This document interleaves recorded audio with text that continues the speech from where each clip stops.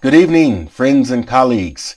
Reporting to you this evening, it looks like Gustavo Petro and his running mate, Francia Marquez, has beaten Rodolfo Hernandez and Marin Castillo, his running mate, by about a 3-point margin with over 99% of votes reported in Colombia.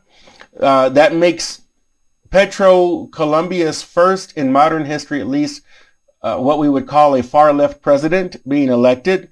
So there are a lot of questions and unknowns that we'll have to wait and see. He will be inaugurated at the beginning of August.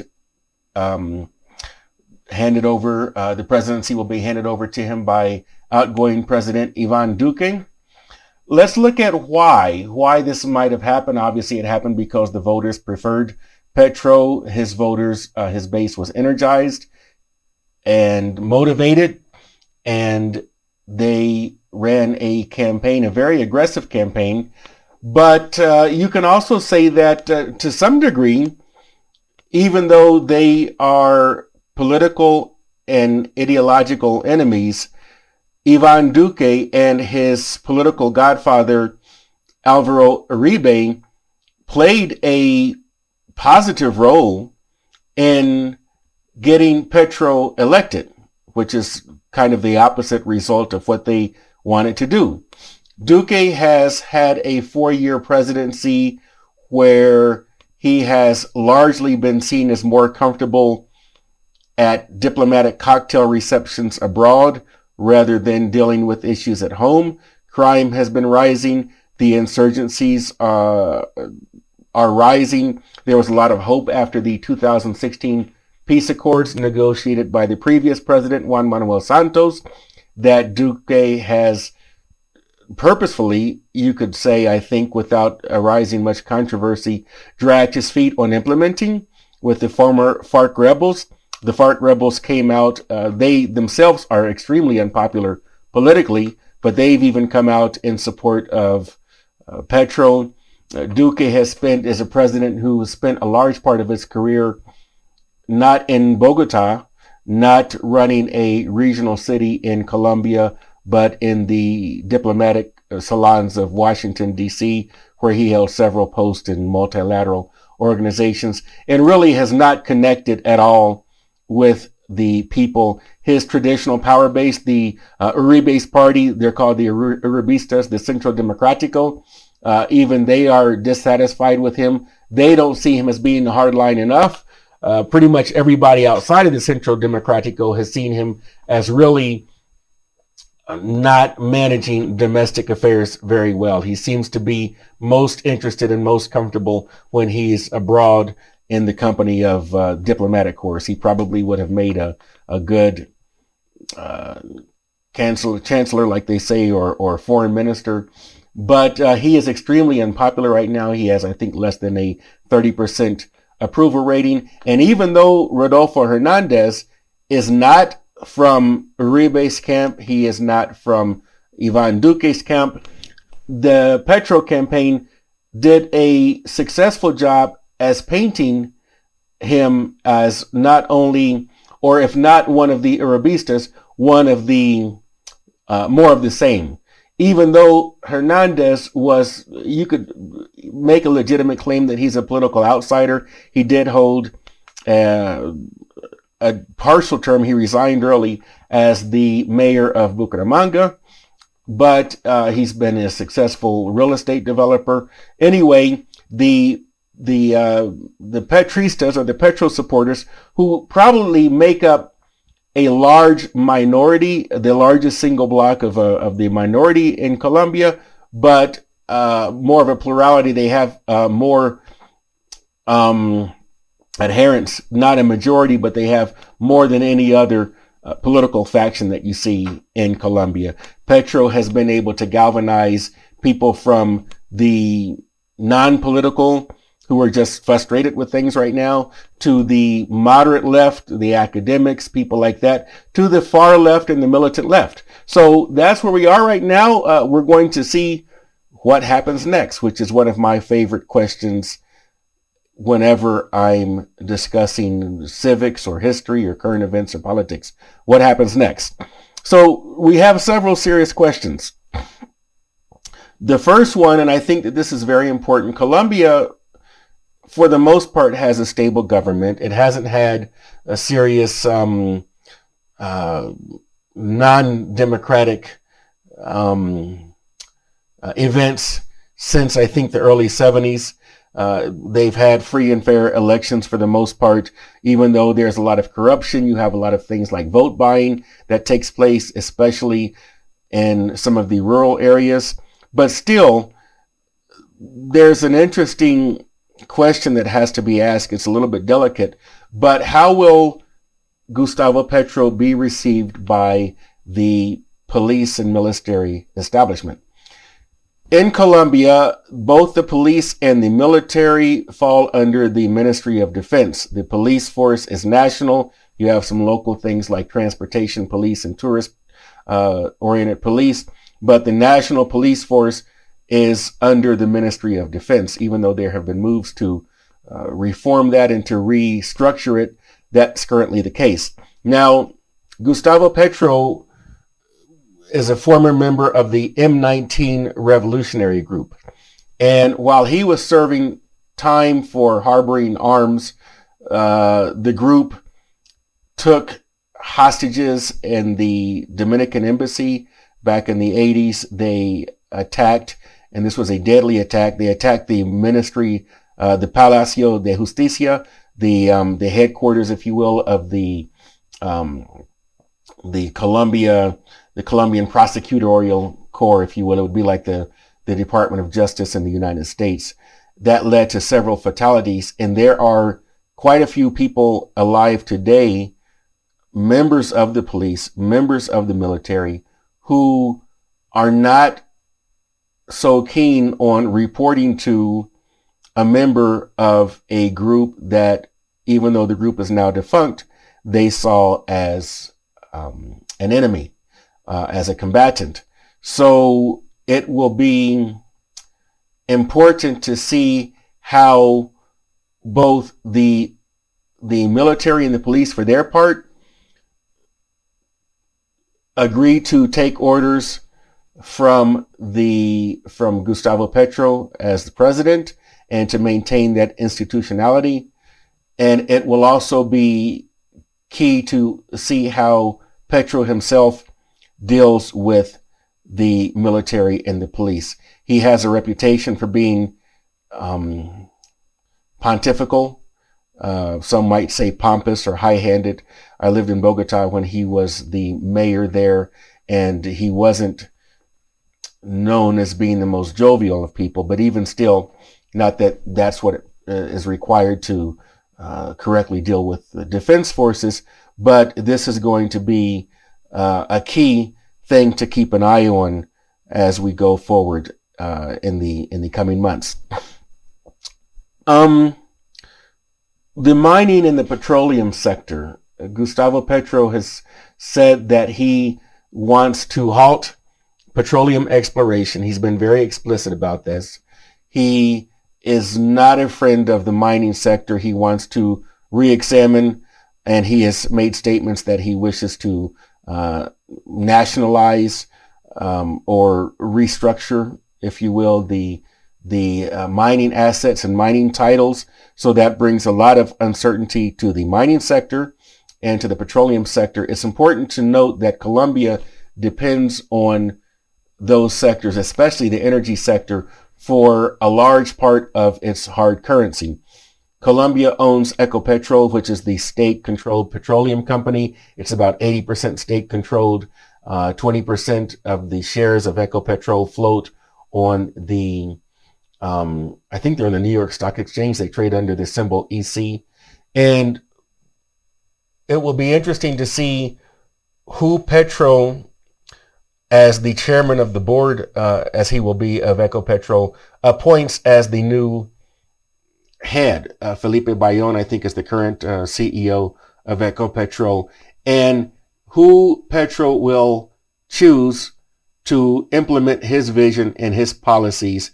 So as somebody who was anti-petroleum and now finds himself at the head of a petroleum giant, It's going to be something to watch for, as well as the assets of other petroleum companies. You have small petroleum companies. You have exploration companies. You have companies like Frontera Energy that have large assets in Colombia. So it will be interesting to see what happens there.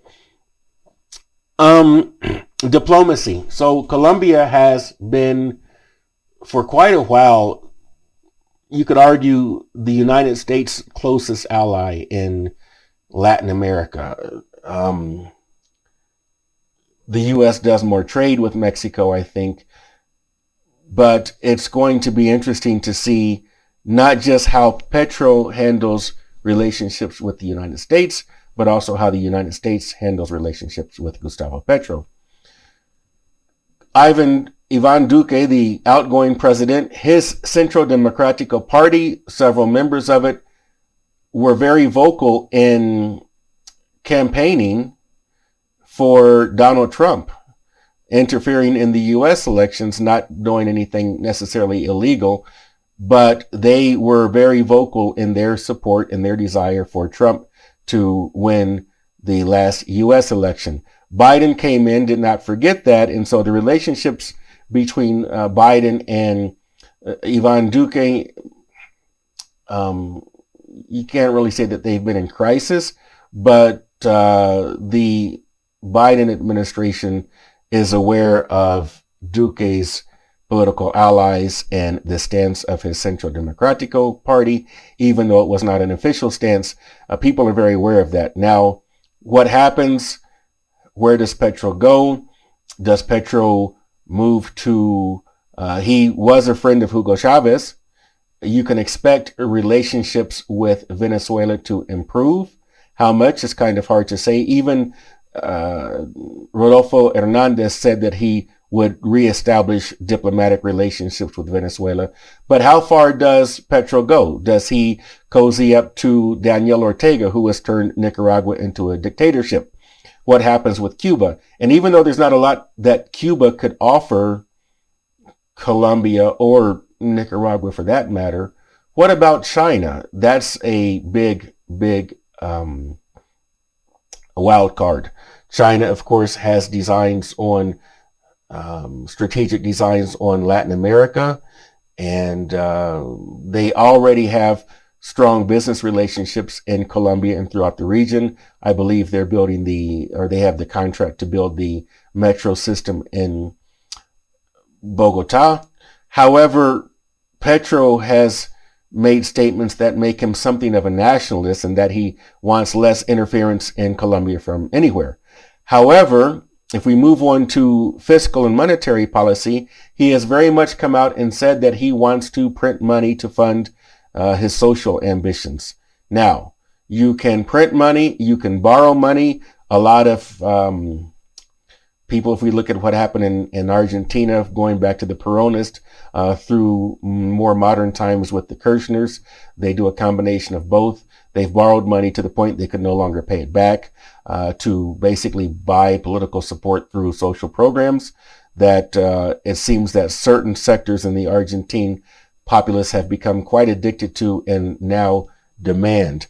So on the other hand, that's the monetary policy. I do think that we're going to see the peso fall this week, but and maybe, how far was it going to fall? It's already kind of flirting around the 4,000 mark. How far and deep and permanent that is remains to be seen. But fiscally, Petro has said that he'd like to he didn't use the word soak the rich, but he wants to impose a new wealth tax on the 4,000 wealthiest Colombians. We can expect to see more taxation as he seeks to fund the different programs and things that he wishes to do. He's already stated that he wishes to nationalize new contributions that go into the pension funds for Colombians, to use those to fund current projects. Now, you can talk about, financially, how prudent that is or not, but that is what he has said that he wants to do. Crime and insurgency. So we've seen crime begin to rise, regular crime in Colombia, it seems to be on the rise. I've written some articles about crime in Medellin. We've also looked at the statistics that we get from the national statistics agencies and the police and the Ministry of Defense. But one of the things that we can see is that cocaine production is at an all-time record. Colombia is producing more cocaine than it did in the times of Pablo Escobar. What is very different is that you don't have the violence, the levels of violence and kidnapping that you did in the 80s and 90s, but the crime itself, but the quantities of drugs produced are at record highs. The Duque administration has been unable to stop that. It's questionable as to whether, I guess it's an unknown what Petro's motivation is when it comes to reducing cocaine production. Will he institute some kind of legalization policy? Will he refuse to cooperate with drug interdiction efforts? All these things are unknown. Insurgency. What will happen with the remaining leftist rebel group? The big one is the ELN. You also have the EPL running around out there in the rural areas of places like Catatumbo. What about the Clan del Golfo, which is not really a leftist group, but really just a big rural mafia that is involved in extortion and narco trafficking and things like that? Will he take a firm hand against these groups? Will he be lenient? Will he try to do something? He calls himself a progressive. Will he do something progressive, whatever that might mean? I do think that for things like in drug policy, both candidates, Gustavo Petro, as well as Rodolfo Hernandez, wanted to treat things like drug consumption and drug addiction as public health issues. You won't see prosecution for personal use of marijuana and these kinds of things. But what happens with the big wholesale illicit production?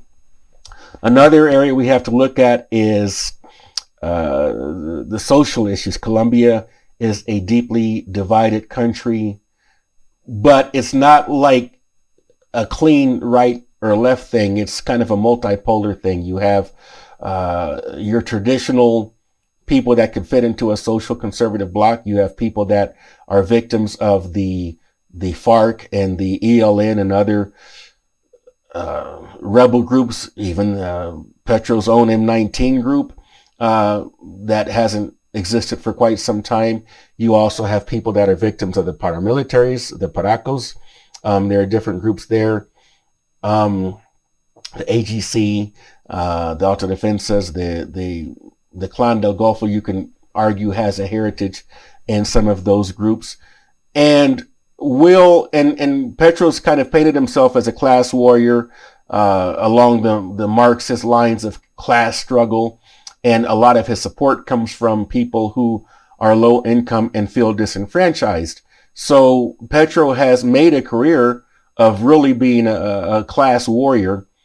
So do things get better? Will there be a reconciliation? Now, not all of this is in Petro's control, to be fair, because it's going to take, you have to have a spirit of reconciliation on those who oppose him. It's kind of hard to imagine the Centro Democrático and the people that are traditional Uribistas, being open-minded to Petro. But what about the relatively large percentage of the Colombian populace that is neither a hardline Uribista, nor are they enamored with the Venezuelan model? Colombia suffers right now from the fallout. There's a refugee situation in Colombia caused by the collapse of the Venezuelan economy. What happens there? What will Petro do? Will he work to either reduce this animosity between the different social sectors in Colombia?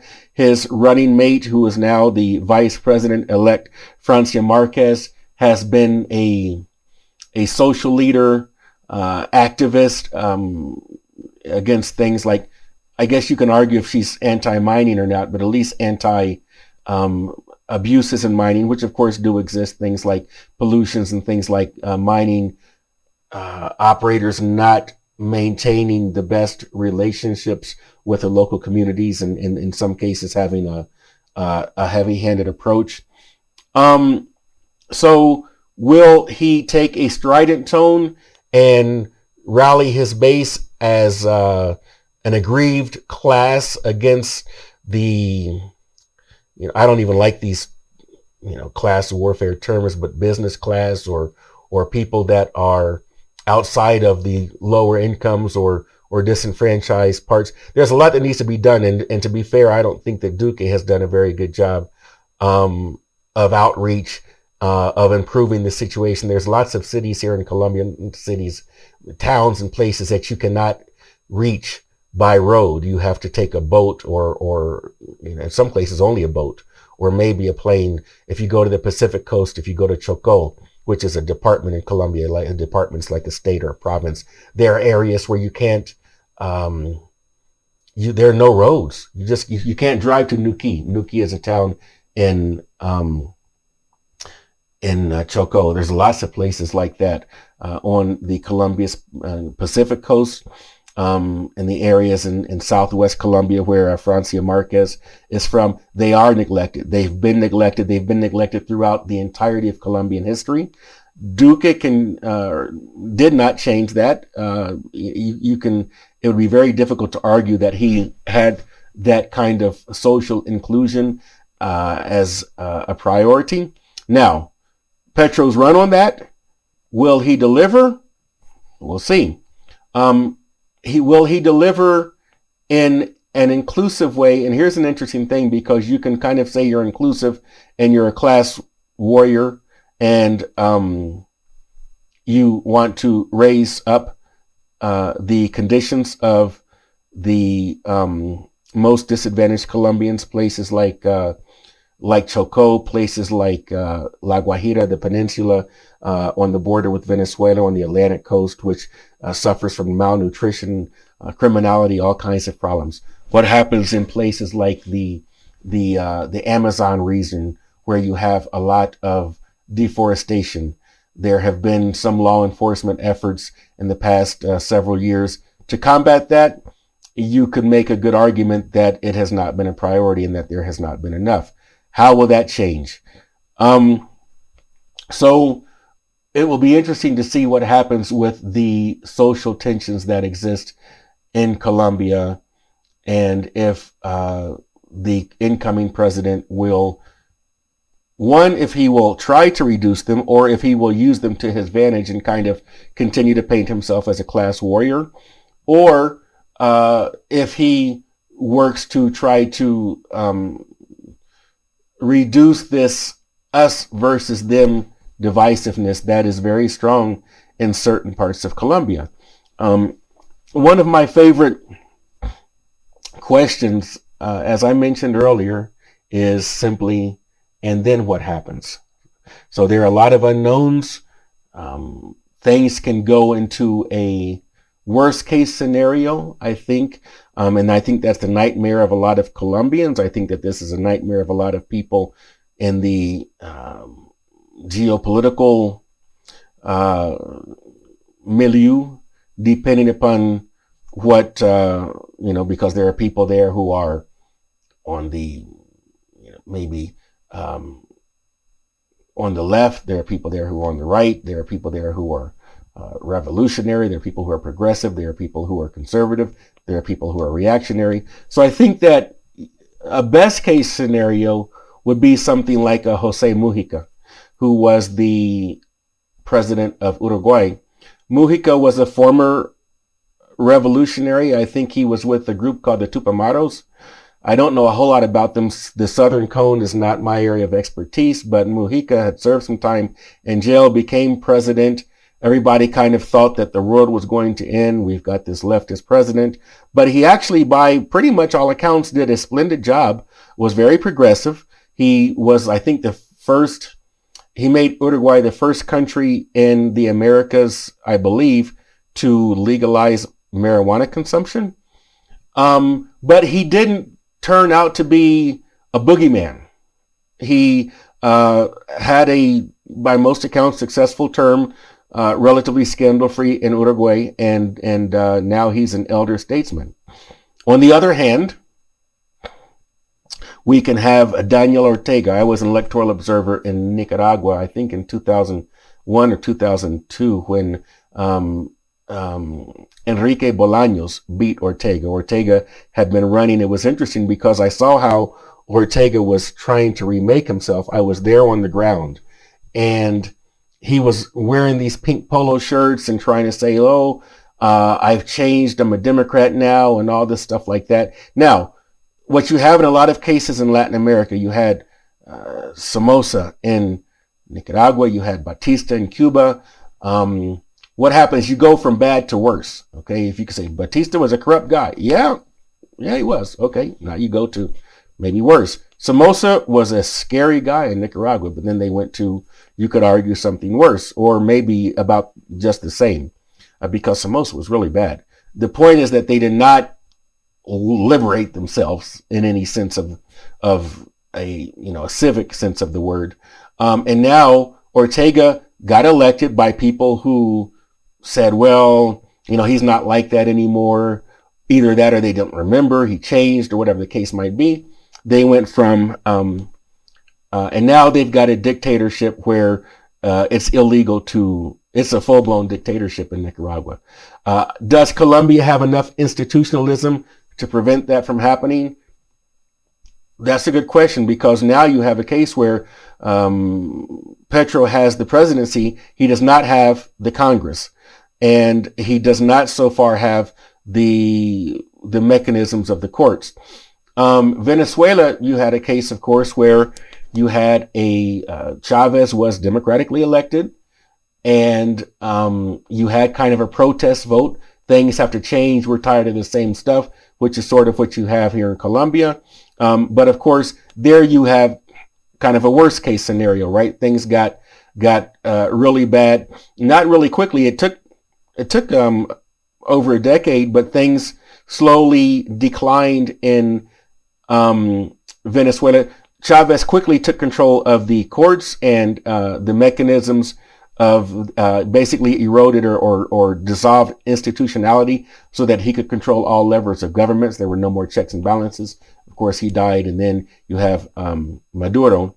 And so that is the neighboring worst case scenario. So there are a lot of unknowns, and we're going to have to say then what happens. Maybe things are going to get better, like about half of the Colombian population thinks. Either they actually expect things to get better or they voted in protest. But maybe people go, yeah, well, he says this, I've had conversations with Colombians where I said, well, he says he's going to do this. And they go, yeah, but that's absurd. You can't really do that. Okay, well, we'll see. So I am not Colombian, so I don't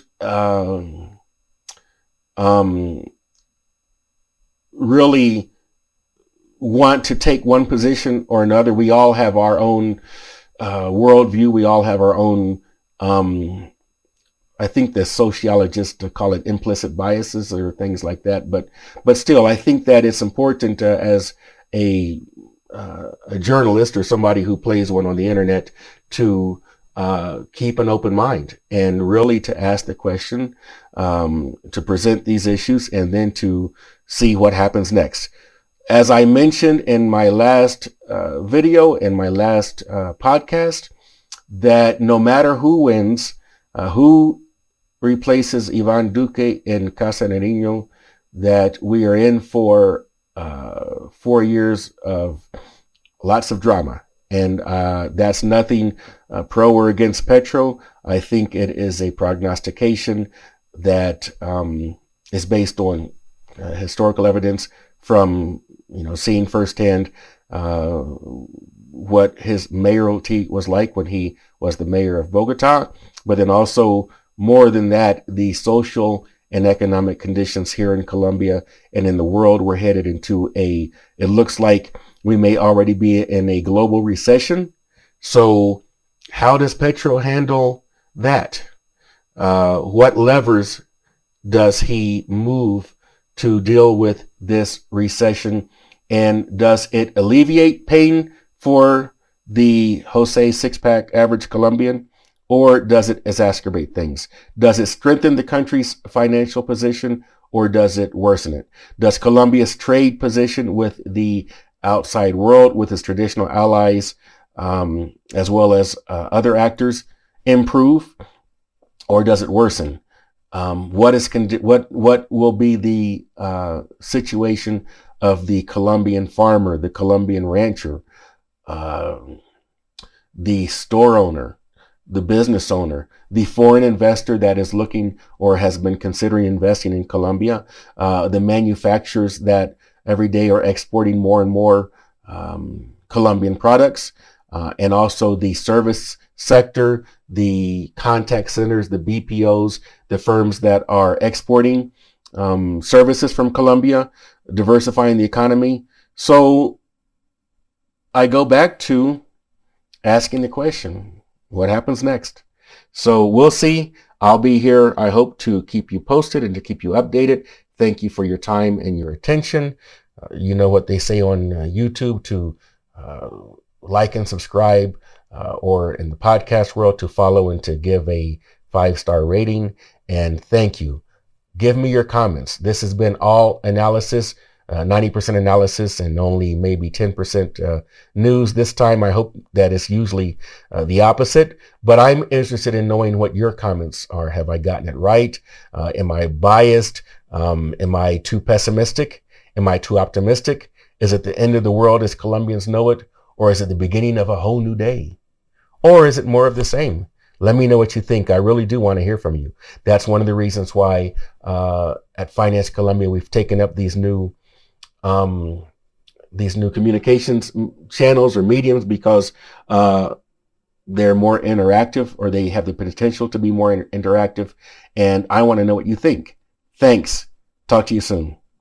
Flying differently make us feel alive. Landing with opportunities make us the Vida Foundation, the first and only airline foundation in Colombia, committed to helping those who wish to reach higher.